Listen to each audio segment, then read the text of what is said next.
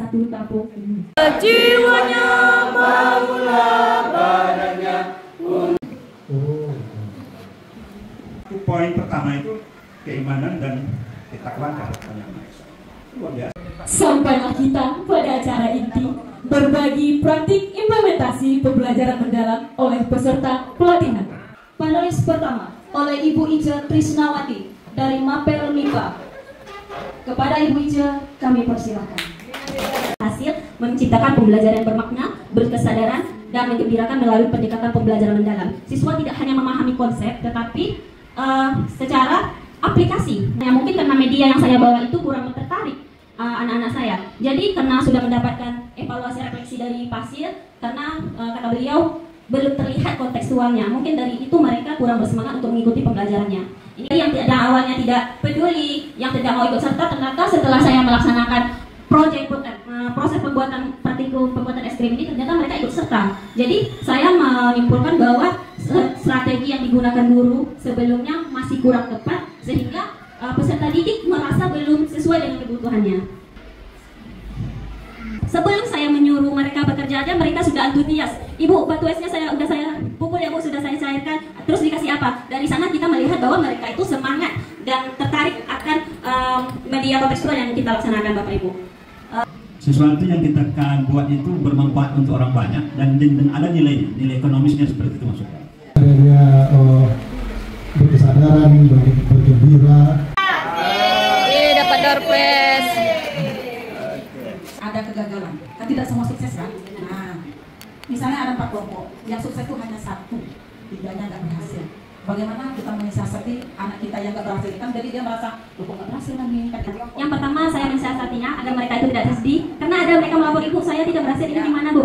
Itu saya terus motivasi. Praktikum ini kita bisa melakukan langkah-langkah saja, itu sudah sangat baik. Itu saya motivasi terus. Jadi bukan hasilnya aja, tapi prosesnya yang saya lihat di sana Bu. Ada murid dengan menggunakan model pembelajaran Project Basic Learning (PBJL) berbasis TIK dan kontekstual.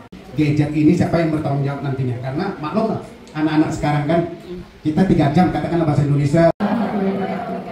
Saya di sini mewakili dari wali murid. Pelajaran bahasa Indonesia itu maaf sedikit membosankan ya Bu ya, karena saya juga pernah jadi murid. Dulu ketika saya belajar bahasa Indonesia juga saya bosan. Jadi mungkin ke guru-guru itu mungkin sekarang lebih banyak ya Bu ya pembelajaran gimana caranya supaya lebih menarik murid untuk tertarik belajar bahasa Indonesia begitu ya Bu ya. Salah satunya Ibu dengan menggunakan TIK atau teknologi yang berbasis gadget ya Bu ya. Kemarin kita mengumumkan DPL-nya dengan rumus 830 dengan fasilitas yang sudah memadai, namun listrik sering mati.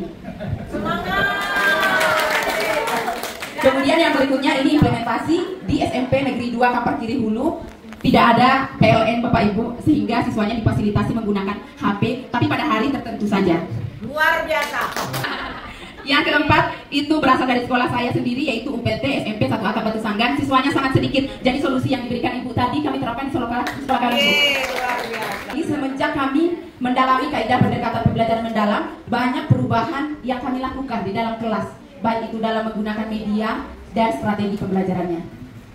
Mendalam ini Bapak Ibu kami pemikirannya sudah grow mindset. Dulu rasanya ngapain juga ikut pelatihan, gitu-gitu juga ya kemampuan anak itu.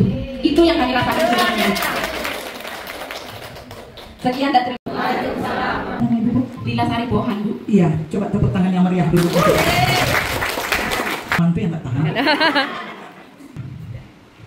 Siapapun kepala sekolah Ibu, dimanapun sekolah Ibu, keberuntungan sudah berpihak kepada Ibu sekarang.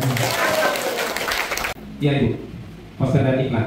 Kami bekerja sama untuk menerapkan ini. Di bahasa Indonesia mereka membuat teorinya, saya membuat bagaimana mempraktikkannya, membuat poster dan iklannya.